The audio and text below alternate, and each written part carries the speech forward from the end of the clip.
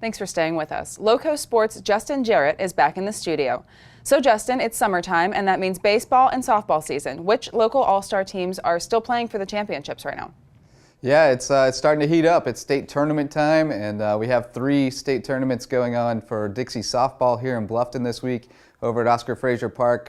They'll be wrapping up on Wednesday, so hopefully people can get out and see some softball. The Bluffton teams we're playing in the Angels division, which is 9 and 10-year-olds, and the Ponytails for 11 and 12-year-olds. And the Angels unfortunately lost their first 2 games and were eliminated, but the Ponytails split their first 2, so as of Monday they're still playing and hopefully going to make a little bit of a run for the local teams.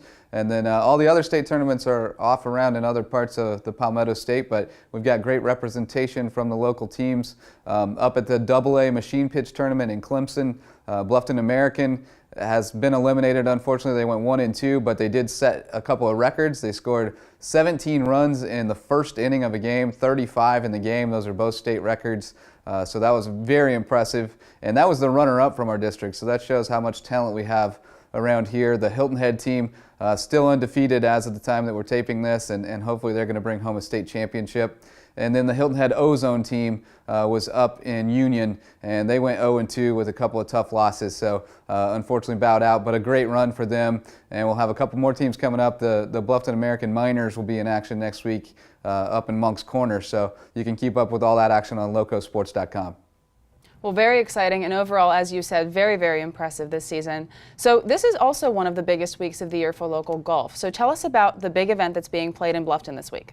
Yeah, it's the Players Amateur. Everybody knows the Heritage, of course, but this is probably the second biggest golf tournament in the area. Out at Berkeley Hall, they have a fantastic field as usual. Some of the top amateur players in the world. Last report, I think there were about 20 of the top 100. Which is fantastic. They always have a tremendous field, and we've got a local contingent in there as well. Bryson Nimmer from Bluffton was the runner-up last year. Heartbreaker that he lost in a playoff, but he's going to try to win it this year. And of course, the winner gets a berth into the RBC Heritage in the spring. So a lot at stake out at Berkeley Hall, and some of the future of the PGA Tour will be out there, so you definitely want to get out and check it out. It's free. Spectators are welcome. Just let them know at the gate that you're going to the golf tournament, and they'll let you come back and check it out. And again, I mean, some of the names that have won this tournament in the past are phenomenal. You got Bill Haas, Camilo Villegas, Mark Anderson from Beaufort won it. Ricky Fowler won it. So some of the biggest names in golf are on that list of champions, and hopefully maybe Bryson can add his name to the list.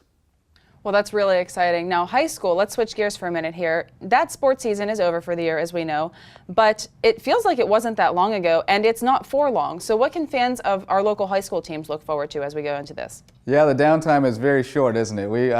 LowcoSports.com just released the inaugural all-area teams for baseball, softball, and boys and girls soccer, so you can check those out on the website, see who the best players in the area were. And of course, we only have, about a month until football season. So I know WHHI is gearing up for football season, and so am I, getting ready to crank out those previews. Looking forward to WHHI's Media Day to get to know the coaches and some of the star players a little bit better, and looking forward to hitting the gridiron. It's hard to believe when it's going to be almost 100 degrees this week, but in about a month we'll be out there under the Friday night lights. Well, that's amazing. Lots going on in the Low Country sports scene as always. Justin, thank you so much. Thanks for having me.